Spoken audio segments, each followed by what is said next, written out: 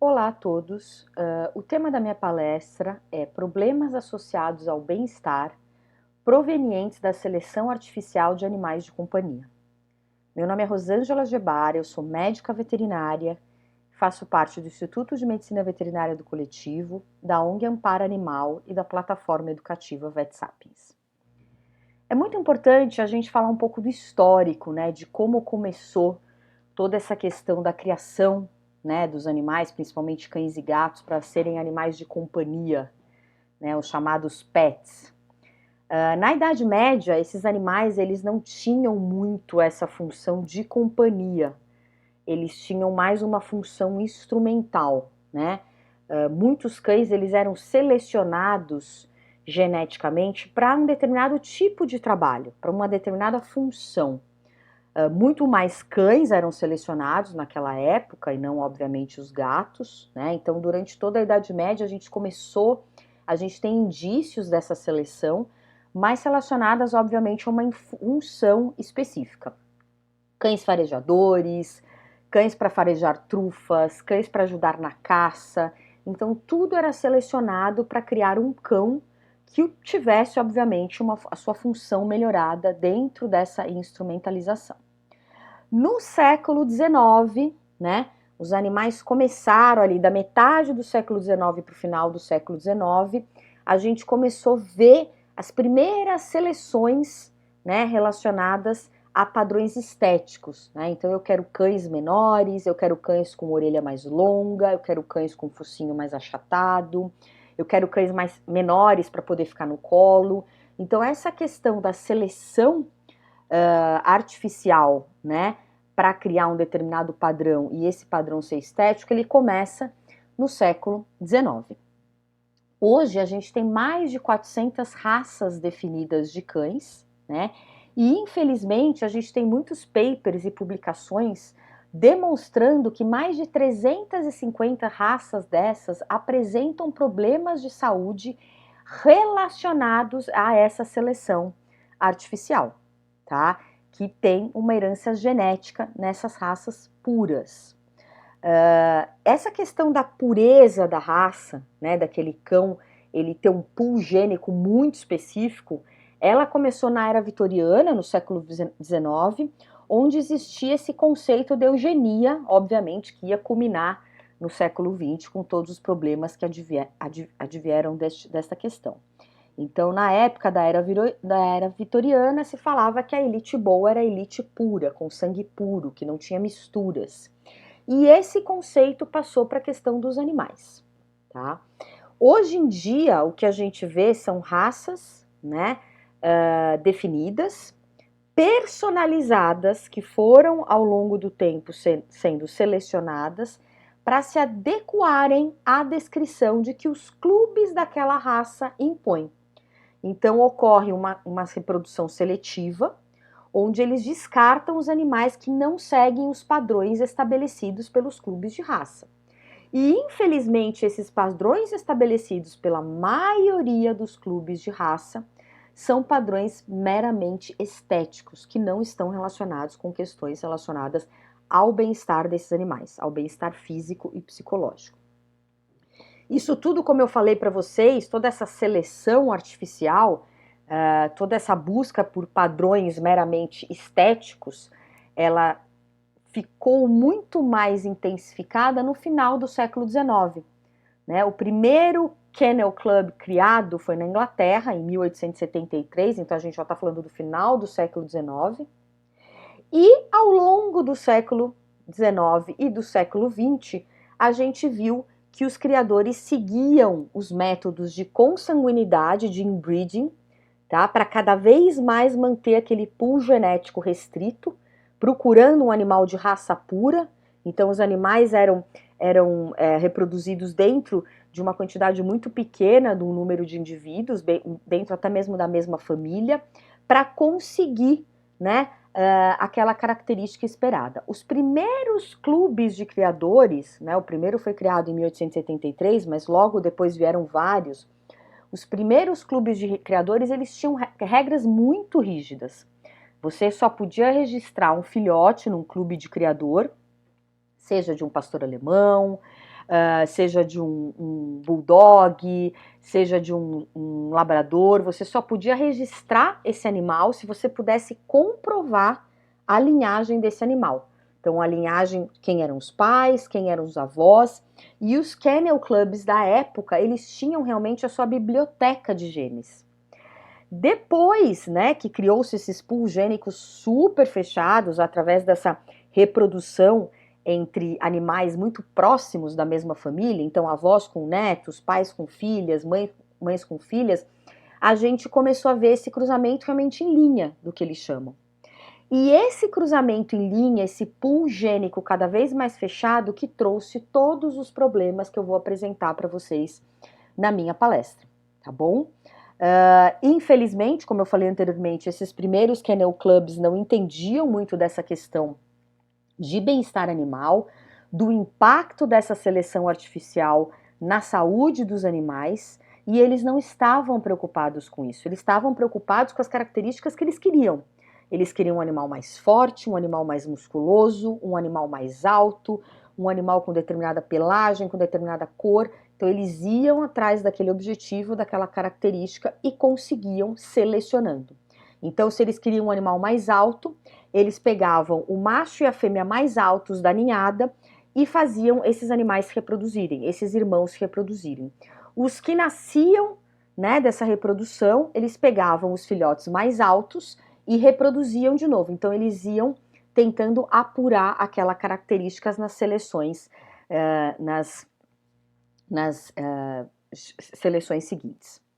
E quais foram as consequências, né, de toda essa seleção artificial aí que se iniciou no meio do século XIX até hoje? Então hoje a gente tem cães, raças de cães muito grandes e muito pesados que foram selecionados para ficar grandes, mas a articulação deles não foi melhorando com isso, tá? Então esses animais acabam tendo problemas sérios nas articulações. Cães com pernas muito curtas, muito mais curtas do que seria o ideal, né, para aquela raça, para aquela conformidade. Isso acaba limitando a locomoção desse animal. Pernas muitas vezes tortas, né, que as pessoas acham bonito, então o cão é garrincha, né, o cão tem problemas de coluna muitas vezes por ter essa conformidade, né, que foi sendo selecionada por questões puramente estéticas.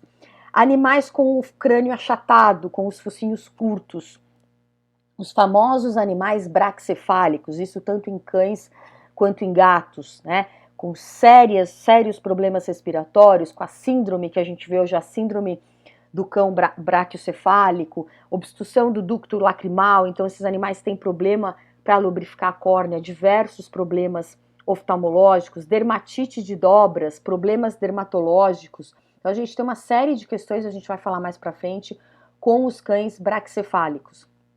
Inclusive alguns países proíbem, né, a reprodução e venda de animais que têm um focinho mais curto de que 1/3 do comprimento do crânio, como por exemplo a Holanda. Os animais com crânios muito largos, que foram selecionados, né, para ter essa feição cada vez mais larga, que se assemelha muito com a face de um bebê, né? Então a cara arredondada, os olhos grandes, as pessoas gostam muito do pug, do bulldog francês, do bulldog inglês, justamente por ter essa cara mais arredondada. E esse crânio muito largo que foi sendo selecionado trouxe muitos problemas para as fêmeas na hora do parto. Tem um trabalho famoso, né, do Evans e do Adams de 2010 que mostra que 86% das gestações de bulldog inglês terminam em partos distóxicos, terminam em cesariana, devido à desproporção entre a cabeça do feto e a conformação pélvica da fêmea.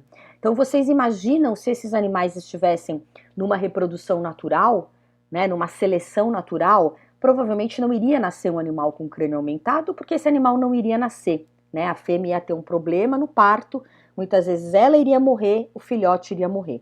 Como a gente está impondo uma questão artificial, a gente está fazendo uma cesariana dessa fêmea para tirar esse animal que não nasceria de forma natural, a gente está perpetuando um problema.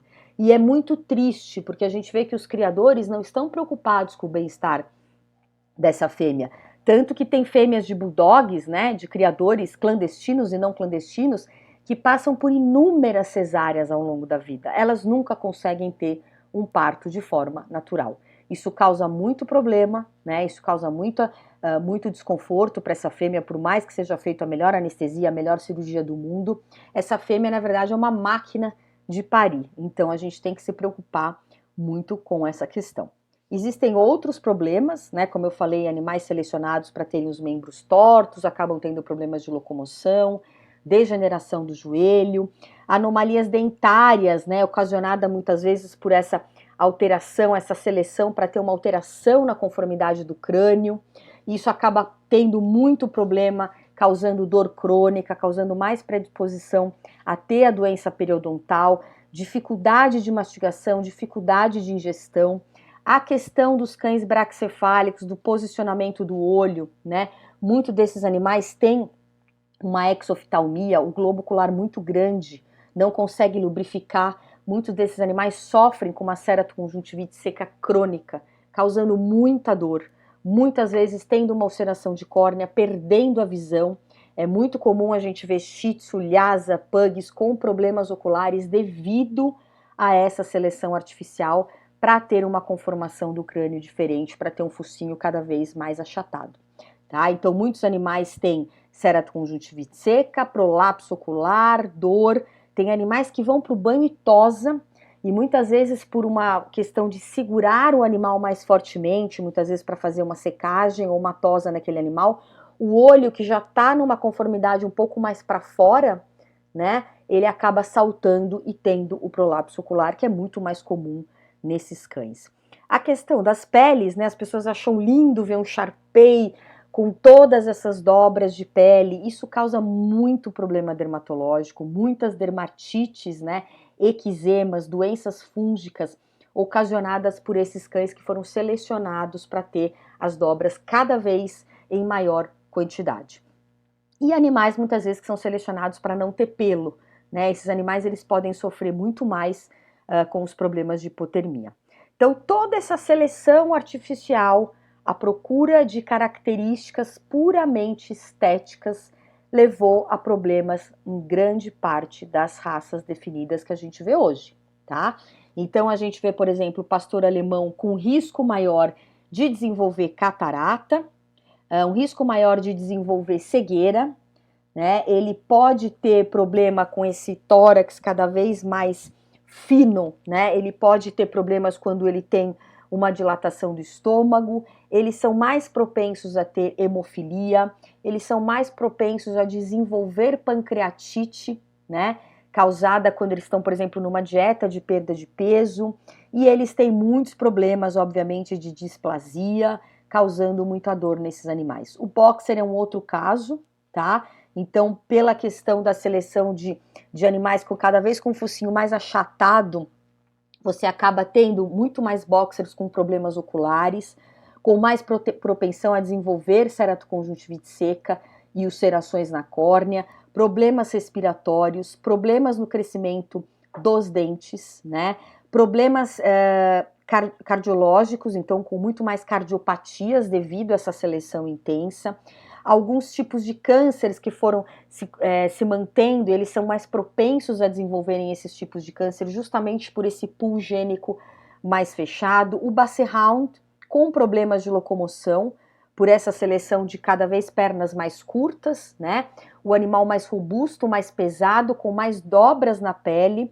Eles têm muitos problemas de mobilidade, muitos problemas na articulação do joelho, na articulação do cotovelo, e problemas oculares também, com maior propensão a desenvolver glaucoma e perda de visão, tá?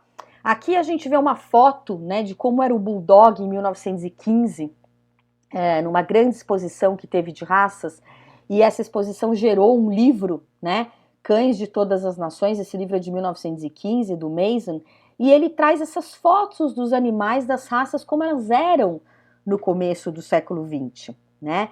E aí a gente vê que a seleção natural, a seleção artificial, foi modificando esses animais. Esses animais ficaram com a pata mais curta, ficaram mais gordos, mais robustos, com o tórax mais largo, o focinho muito mais achatado, uma maior quantidade de dobras cutâneas, o olho também, né, mais escondidinho, e obviamente um grande problema respiratório, que as pessoas acham lindo, né, o Bulldog fazer aquele ronco e ter toda aquela dificuldade respiratória. Então, o Bulldog inglês atualmente, de acordo com uma pesquisa do Kennel Club da Inglaterra, ele sofre de mais de 50 problemas de saúde relacionados a essa seleção artificial. E a expectativa média de vida desses animais, nesse estudo que foi feito em 2004, tudo bem que um N é de 180 indivíduos, a expectativa média do Bulldog atualmente é de 6,25 anos, tá? 6 anos e meio de vida. É um tempo de vida muito curto e eles acabam morrendo por problemas relacionados a essa seleção artificial. Um estudo de 2016 que foi feito, na verdade, fazendo um levantamento, né, das fichas médicas de 2.662 bulldogs, comparando com outras raças, comparando com outros cães, mostrou que a saúde desses animais é muito pior que a saúde de outros cães, tá? Então, se vocês quiserem ter acesso a esse estudo que foi publicado agora em junho de 2022, comprova isso. Então, o Bulldog tem realmente muito mais problemas de saúde que outras raças e por isso a sobrevida, a expectativa de média dele é mais baixa, infelizmente. Aqui a gente vê também a comparação desses animais nesse livro de 1915, né, do Bull Terrier, como ele era, ele não tinha esse focinho aqui, essa parte do crânio tão achanfrado, né, ele tinha uma conformação do tórax diferente, ele era mais alto, ele era menos robusto, ele era menos gordo, e a gente vê uma diferença muito grande, né, o que era o Bull Terrier naquela época e o que é o Bull Terrier hoje. Aqui a gente vê o São Bernardo também, muito mais magro, muito mais longilíneo, com os membros mais altos, o focinho não era tão achatado, né? A gente vê uma grande diferença aqui na conformidade do crânio também. Aqui a gente vê uma foto de 1940 de um Basset Hound completamente diferente do que a gente vê hoje nas exposições. Aqui a gente pode ver o excesso de pele que esse animal tem, né? O tamanho aqui, a conformidade dos membros, tanto os anteriores quanto os posteriores, então a gente vê uma diferença muito grande. Aqui a gente vê membros mais curtos, uma grande quantidade de dobras de pele, que isso a gente sabe que causa dermatites, causa dificuldades. O focinho também era mais alongado, a gente vê um focinho mais curto, né? Uma pálpebra mais caída, muitas vezes ptose, uma orelha muito maior e mais caída, ocasionando também problemas. Então toda a conformação, tanto do corpo, do crânio, do focinho e quanto a quantidade de pele, ela foi mudando ao longo, né, desses 70, 80 anos. Então hoje a gente vê um Basset Hound mais baixo, os jarretes mais baixo, o excesso de pele, o problema nos discos intervertebrais, problemas de coluna, pálpebras caídas, mais propensão a ectrópio e orelha excessivamente grande. Aqui a gente vê o boxer, a diferença, né? Então, também a diferença da conformação no corpo, na conformação do crânio, no comprimento do focinho, então aqui um focinho muito mais achatado, a diferença das orelhas, né? Tudo bem que aqui a gente pode ter uma conchectomia, e aqui o cão não está com a conchectomia, mas a gente vê realmente uma diferença aí na conformação. O pastor alemão, ele não tinha toda essa seleção artificial para ter realmente a parte aqui dos membros posteriores mais baixa, mais abaixada em relação ao resto do corpo, né? Então hoje você tem, para ter essa conformidade, você tem muito mais animais com maior chance de desenvolver a displasia coxofemoral. Você vê aqui a coluna completamente reta e aqui você vê a diferença dessa coluna, tá bom? E quando a gente fala também de seleção artificial, a gente pode dizer que ela houve, infelizmente, também com a espécie felina, né?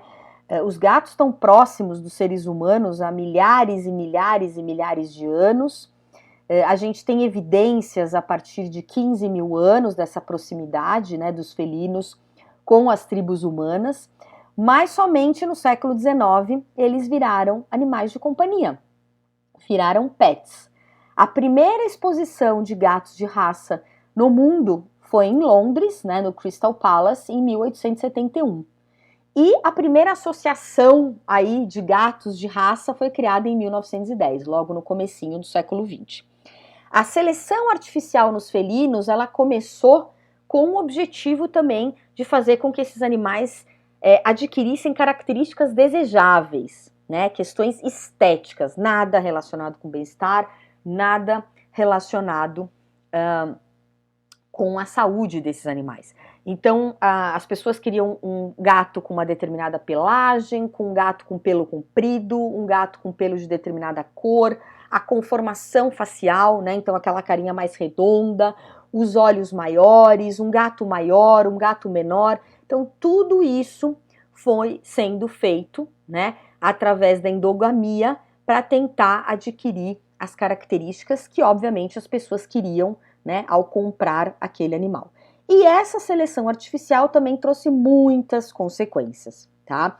Hoje a gente tem uma mortalidade muito maior em cães com raça definida do que gatos com raça definida do que gatos com raça sem ser definida, tá? Então a gente tem 16% de mortalidade em animais até 8 semanas em cães com raça definida, e a gente tem uma mortalidade de filhote em alguns trabalhos demonstrando 25% de mortalidade em gatos persas. Muitos desses animais que foram geneticamente selecionados através da endogamia, né, da cruza entre parentes, da diminuição desse pool gênico, apresentam distocia na hora do parto. E essa distocia ela aumenta para 15% em animais com raça definida. Os gatos birmaneses foram selecionados nos Estados Unidos para ter uma conformação, e isso acaba trazendo defeitos craniofaciais, né, problemas de coluna, meningoencefalocele, devido a um gene autossômico recessivo que esses animais têm. E os gatos birmaneses no Reino Unido, na Austrália e Nova Zelândia são 4 vezes mais propensos a desenvolver diabetes tipo 2 que outros gatos. Então esses são alguns trabalhos, né, que vocês podem ver todos esses resultados, infelizmente, que a gente tem. Na Associação Internacional de Felinos, na International Cat Care, eles mostram realmente vários problemas genéticos, né, vários problemas relacionados à genética, né, à raça dos animais. Então aqui a gente vê vários problemas: cardiomiopatia hipertrófica, distrofia muscular, a síndrome de Manx, a osteocondrodisplasia, atrofia progressiva da retina, que aparece muito mais em algumas raças específicas, os defeitos da cabeça do birmandês, como eu falei anteriormente, surdez, a miopatia dos Devon Rex. Existe uma série de doenças que estão relacionadas à raça, tá?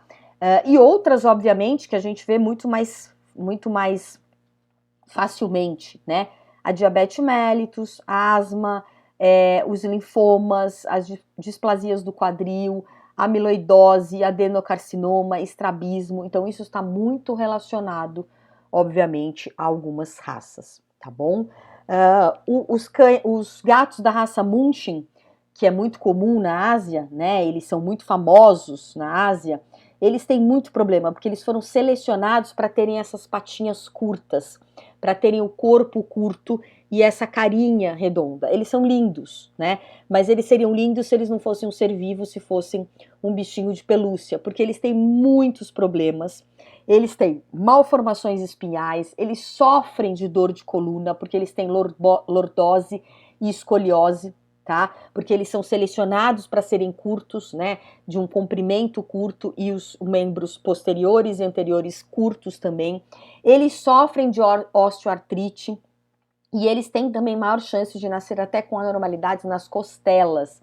Então esses animais, alguns autores dizem que eles têm uma dor crônica pelo resto da vida, desde quando filhotes até quando eles são velhinhos, até a morte, eles sofrem com essas dores. Agora, você imagina um ser que não consegue falar, obviamente eles expressam, mas você precisa ter um olhar para entender, mas imagina um ser que não consegue falar, que está tendo uma dor crônica na coluna, nas articulações. Imagina essa vida toda de sofrimento.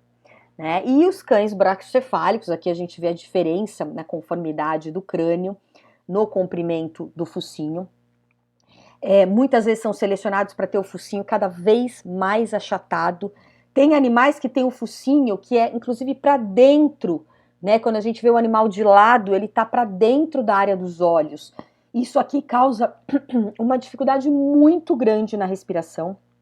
Esses animais não conseguem regular a temperatura, eles não têm espaço para um ar quente ou um ar frio ser regulado, né, nas narinas, para esse ar ser filtrado. Eles têm muitos problemas aqui com o ducto lacrimal, porque você tem uma compressão desse ducto lacrimal. Então eles têm muitos problemas oculares, muitos problemas respiratórios, muitos problemas na conformação desse crânio. E a gente tem várias graduações dessa braquicefalia, né? Desde o grau 1, que é uma braquicefalia leve, grau 2, que é uma braquicefalia moderada, o grau 3, que é uma braquicefalia um pouco mais profunda, e o grau 4, que é uma braquicefalia severa e que causa muitos efeitos nesses animais. Aqui a gente tem 2 trabalhos mostrando isso, né?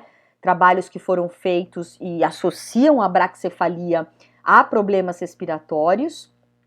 E aqui a gente vê algumas raças que têm realmente essa braquicefalia e que foi selecionada ao longo das décadas para ficar cada vez pior, tá bom?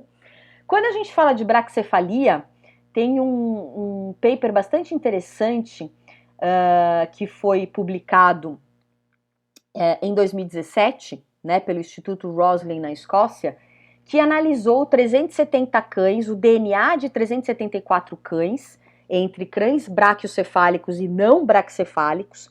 Eles analisaram o DNA, eles fizeram todo um screen genético aí desses animais e fizeram tomografias nesses animais. E fizeram uma correlação, né, dos genes desses animais com as tomografias. E eles chegaram à conclusão que os animais braquicefálicos são braquicefálicos porque eles têm um defeito que eles acabam não conseguindo fazer com que o gene SMOC2 apareça, né? Então eles têm uma inibição da conformidade desse gene SMOC2 que acaba acontecendo a braquicefalia. Os animais que têm esse gene SMOC2 normais têm o focinho normalmente alongado, que pode ser um pouco mais comprido, um pouco mais curto. Os animais que não conseguem expressar, que têm uma mutação, que não conseguem expressar esse gene SMOC2, acabam desenvolvendo a braquicefalia. Então, muitas vezes essa braquicefalia é um defeito, é uma mutação. E quando as pessoas fazem essa seleção natural, elas acabam, né, cruzando e selecionando os animais que têm essa mutação genética, que têm o defeito de expressar esse gene, e eles cruzam 2 animais com o mesmo problema. Então você vai tendo essa braquicefalia cada vez mais severa. Aqui a gente vê uma foto, uma rara foto, né, chega a ser uma ilustração aqui, mas é uma foto de 1895 dos pugs na época, tá? Então aqui eles falam Mrs. McLennan's Team of Pugs. Então eram os pugs da Mrs. McLennan's. E aqui você vê que eles tinham um focinho muito mais alongado. Então isso foi feito, a raça naturalmente não tinha essa braquicefalia tão severa, né? Então essa braquicefalia no pug traz uma série de problemas.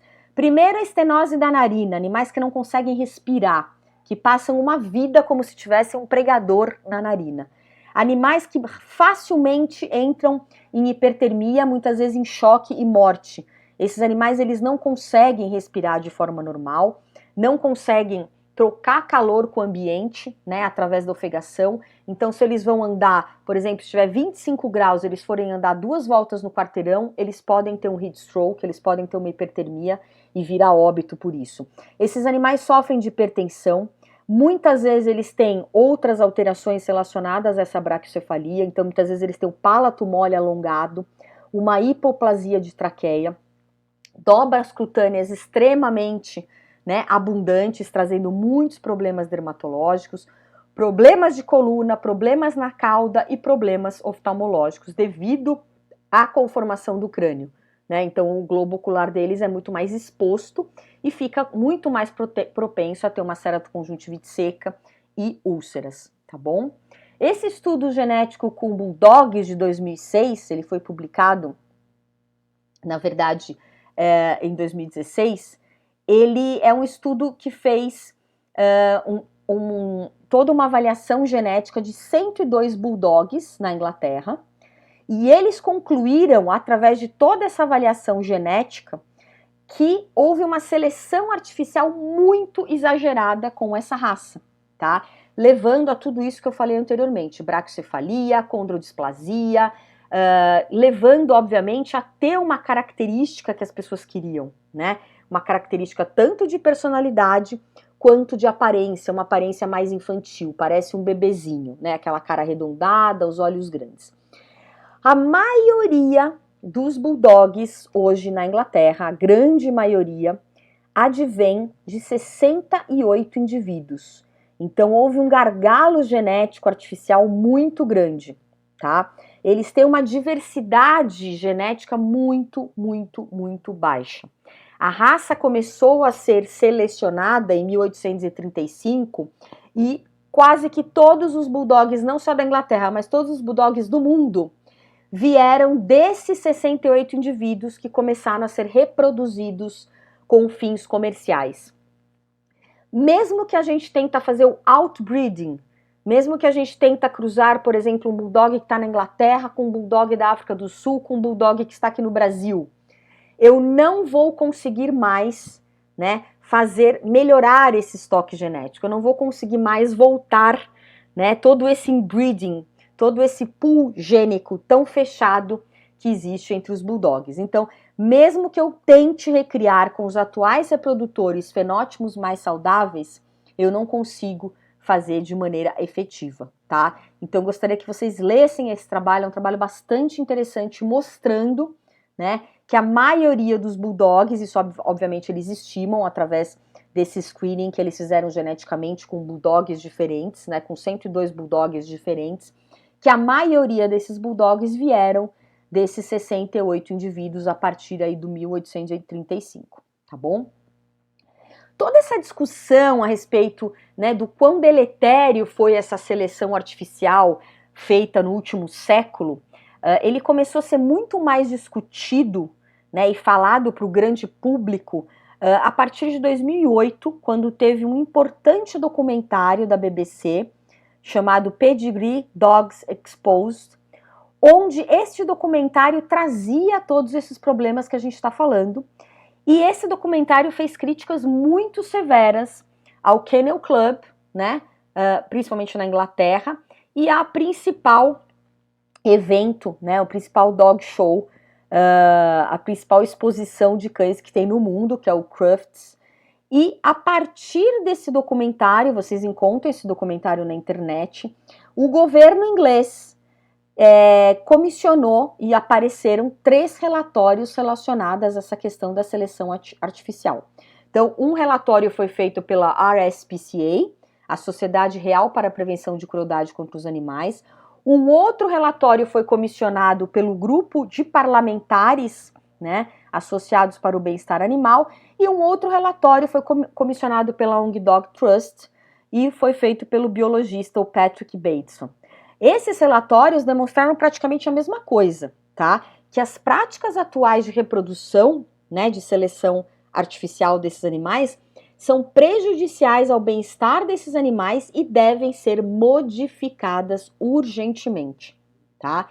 Só que a partir de toda essa exposição desse problema, a gente já teve alguns avanços, principalmente nesses grandes eventos, nessas grandes exposições de cães, e alguns kennel clubs acabaram por modificar um pouco seus padrões raciais. A gente pode ver aqui um exemplo disso, né? Um mastiff napolitano que ganhou o Crufts de 2011 com muito mais dobras, uma conformidade do corpo bastante diferente, e o que ganhou agora em 2022. Mais longilíneo, né, com as patas mais compridas, com menos dobras, com uma conformidade aí que provavelmente traz menos impacto aí para a saúde e para o bem-estar dele. Esse é um outro estudo bastante triste, né, que mostra que mais que 90% dos chihuahuas apresentam fontanelas, aberturas nos crânios persistentes. e isso está ligado à seleção artificial para terem cada vez chihuahuas menores, né? A miniaturização da raça, então chihuahuas com menos de 1,5 kg. E hoje em dia o que as pessoas querem é esse chihuahua que eles falam que é Applehead, que é uma cabeça mais arredondada, né? A gente vê aqui a diferença do crânio, né? Do chihuahua normal, né? Que tem este tipo de crânio, e do chihuahua que é cada vez mais procurado pelas pessoas e falado como o melhor da raça dentre as associações, tá? Então, esses animais que foram selecionados para ter a conformação do crânio parecido com uma maçã, né, que é o Applehead, que é um crânio mais curto e mais abobadado, e animais muito pequenos, com 1 quilo, 1,5 kg, eles acabam tendo esse problema das fontanelas persistentes. Então tem um trabalho aqui publicado em janeiro de 2020, né, e a gente tem um outro trabalho aqui publicado falando, mostrando, né, com todas as tomografias computadorizadas, mostrando a imagem dessas fontanelas que muitas vezes permanecem abertas. E muitas vezes é motivo, por que esses animais muitas vezes caem de uma cama que tem 50 centímetros e acabam morrendo?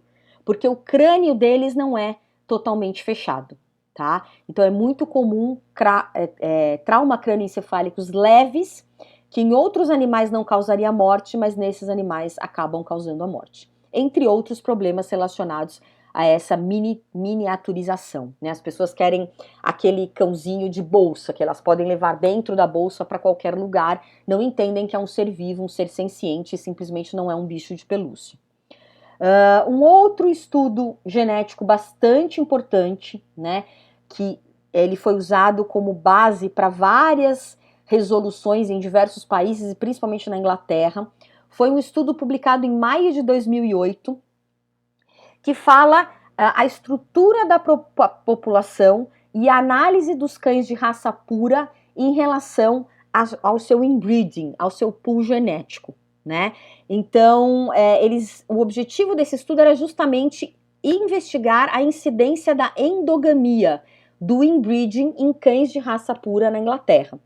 E eles chegaram à conclusão, né? Eles fizeram um total de 2,1 milhões de cães foram estudados, obviamente foram analisados as fichas médicas desses animais, de diferentes raças, de 10 raças diferentes, de diferentes tamanhos. Então eles analisaram fichas médicas desde animais pequenos até animais grandes. E eles chegaram à conclusão que os cães na Inglaterra, de diversas raças, são extremamente endogâmicos, vieram de uma endogamia extrema, né?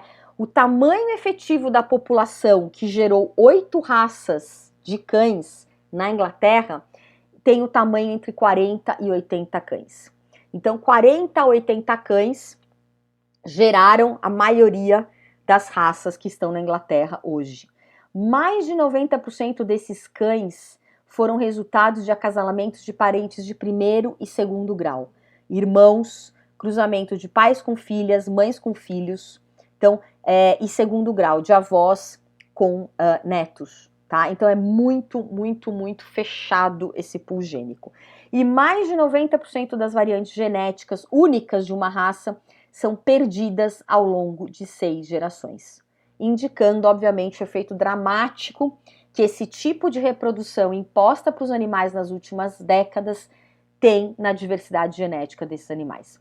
Então, a conclusão dos autores desse estudo, né, do McGreevy e do Cowboly, é que há uma necessidade muito grande de mudança nas práticas de reprodução para melhorar a saúde e o bem-estar dos animais com raça definida. E, obviamente, a necessidade de abrir esse pool gênico e relaxar algumas regras impostas a essas raças, aumentando, obviamente, a variação genética. Então, se você fala que um bulldog pode ter um focinho de 5 centímetros a 15 centímetros, se você relaxa essa regra, você consegue alcançar essa variabilidade dentro daquela raça, tá? Então, é muito importante que as pessoas tenham consciência sobre isso, que os veterinários tenham consciência sobre isso, que os conselhos veterinários tenham consciência sobre isso e que, principalmente, né, as pessoas que ditam essas regras, as associações de raça têm que mudar totalmente aí as regras em relação aos concursos que a gente vê atualmente, tá? É muito importante a gente falar sobre isso, principalmente com a classe veterinária, porque a gente sabe que tudo isso afeta o bem-estar dos animais, né? Aqui a gente vê que o Conselho Britânico de Bem-Estar Animal, logicamente, fez um relatório e ele diz o seguinte: os problemas genéticos relacionados à criação de raças puras têm afetado seriamente o bem-estar animal.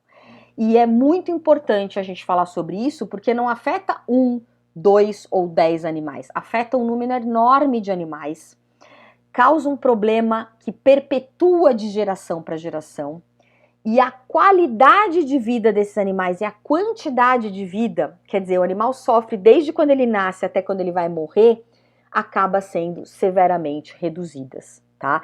Então é muito importante, a gente não pode fechar o olho para esse problema, né?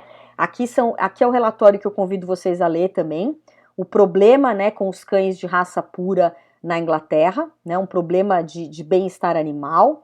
E aqui a gente tem também um estudo bastante interessante aqui desses dois autores da Austrália que fala, né, algumas soluções práticas para melhorar o bem-estar desses animais de criação de animais de raça definida, tá bom? Aqui a gente vê algumas notícias, né, um clipping de notícias mostrando tudo isso que a gente falou ao longo da apresentação. Pugs e bulldogs, por que a gente acha normal assisti-los engasgar, né? Cachorro morre após voo de São Paulo para Vitória. Um cão da raça Pug teve parada cardiorrespiratória. Bulldog com dificuldade para respirar é salva por tripulação de avião com a ajuda de máscara de oxigênio. E as pessoas muitas vezes acham lindo, né? Quando a gente vê uma coisa dessa numa notícia, quando a gente vê um filme desse nas mídias sociais, as pessoas, ai que lindo, parece um bebezinho. E na verdade o animal sofre o resto da vida dele, né? Causa muito sofrimento essas alterações, essas características selecionadas artificialmente para a gente ter um animal com uma cara de um bebezinho, e causa muito sofrimento e muitas vezes causa a morte súbita, né? E a morte sem a gente esperar de animais jovens dessas raças, tá bom? As associações veterinárias de várias partes do mundo já se posicionaram fortemente, né, a essa questão da seleção artificial desses cães de raça definida. Então, após aquele documentário importante da BBC, e após todos os estudos que tiveram, né, sobre esse problema, em 2016, a Associação Britânica, a Associação Britânica, ela mostrou que essas pesquisas refletiam a gravidade dos problemas de saúde, tá? Então, obviamente, todos esses problemas de dificuldades respiratórias, úlceras de córnea, doenças de pele, a questão das distocias, né? As fêmeas não conseguem dar à luz naturalmente. Eles chegaram à conclusão que existe uma necessidade, que havia naquela época já, em 2016, uma necessidade urgente da revisão dos padrões da raça para parar o sofrimento desnecessário da raça. E o que a Associação Britânica Veterinária falou? Os veterinários britânicos devem aconselhar os tutores a não comprarem animais braquicefálicos e escolher uma raça mais saudáveis. E também falaram o seguinte: os cães braquicefálicos não devem ser vistos como fofos, como desejáveis. Ao contrário, os veterinários devem explicar que estes cães estão predispostos a uma vida doente e com baixo nível de bem-estar, tá? Na Inglaterra, hoje, é obrigatória a notificação de qualquer procedimento cirúrgico ou não cirúrgico em cães de raça pura.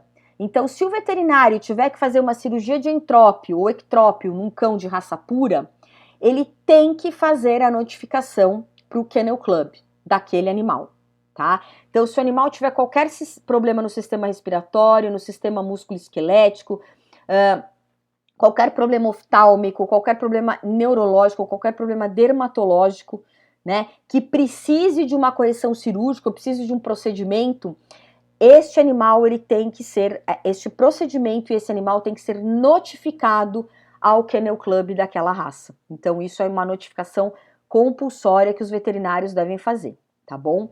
A Associação Veterinária Americana, em fevereiro de 2017, ela lançou um statement, né, um posicionamento em relação à criação de animais de forma responsável, o que teria que ser feito. Primeiro eles fizeram um texto, né, o texto original falava assim: animais de companhia que exibem qualquer característica herdada geneticamente que negativamente afeta a sua saúde ou o seu bem-estar não devem ser colocados para criação. Só que depois, obviamente, da pressão, né, de obviamente algumas associações de criadores, eles adaptaram um pouco esse texto, eles revisaram esse texto e em fevereiro de 2017 eles publicaram um texto revisado, né, para maximizar a saúde e o bem-estar dos animais de companhia. A Associação Veterinária Americana apoia a pesquisa em questão das desordens hereditárias para melhor educar os profissionais e os criadores a identificar e minimizar essas desordens em animais de companhia dentro dos seus programas de criação de raça, tá? Então você vê que tem uma diferença aí muito grande entre os dois textos que a gente viu, entre as duas políticas publicadas pela AVMA. E já chegando no final da minha apresentação, é muito importante a gente dizer que todas as associações veterinárias deveriam, obviamente, advogar por uma mudança radical no sistema de criação de cães de raça, deveria tentar interferir ao máximo nas regras da sinofilia. Nós, como médicos veterinários, e sabendo o impacto que essas regras podem trazer no bem-estar e na saúde dos animais, nós temos a obrigação, a responsabilidade de lutar, de advogar pela mudança dessas regras.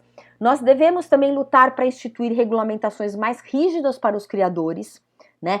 Todos devem ter responsáveis técnicos, nós não podemos permitir que criadores legalizados não tenham responsáveis técnicos veterinários. Nós devemos, até como associação veterinária, aprimorar as ferramentas de fiscalização dos criadores regulares e ajudar na denúncia e fiscalização dos criadores clandestinos. Nós devemos promover congressos para educar veterinários, criadores e tutores sobre esses problemas. Devemos trabalhar e subsidiar pesquisas nessa área, produzir materiais educativos e demandar notificação desses problemas. Os veterinários que se veem diante de animais, por exemplo, com uma severa braquiocefalia, fêmeas de bulldog que não conseguem parir, isso tudo deveria ser notificado para as associações de raça e notificado para os conselhos veterinários. Nós, como veterinários, né, e de acordo com o nosso juramento, deveríamos nos opor à criação de animais que produzam alterações na forma ou na função corporal que são prejudiciais à sua saúde, ao seu bem-estar e à sua qualidade de vida. O Conselho Federal de Medicina Veterinária lançou uma resolução em outubro de 2018. Eu posso dizer que eu tive o prazer de participar, né, da confecção dessa resolução. Eu faço parte da Comissão de Bem-Estar do Conselho Federal de Medicina Veterinária e trabalhamos muitos e muitos meses na confecção dessa resolução e na aprovação dessa resolução. Essa é uma resolução relacionada à caracterização e à definição do que é crueldade, abuso e maus tratos contra os animais vertebrados e em relação à conduta dos médicos veterinários zootecnistas em relação aos maus tratos. E, obviamente, né, no seu inciso 24, existe um texto que fala: realizar ou incentivar acasalamentos que tenham elevado risco de problemas hereditários e que afetem a saúde da prole ou da progenitora, ou que perpetuem problemas de saúde pré-existente dos animais, são considerados maus tratos. E o médico veterinário zootecnista tem o dever de orientar tutores e proprietários de animais sobre as condutas que implicam maus tratos. Então, se a gente vê um tutor que tem uma bulldog com uma severa braquiocefalia, quer reproduzir essa bulldog, a gente tem o dever de falar para ele não reproduzir esse animal, tá?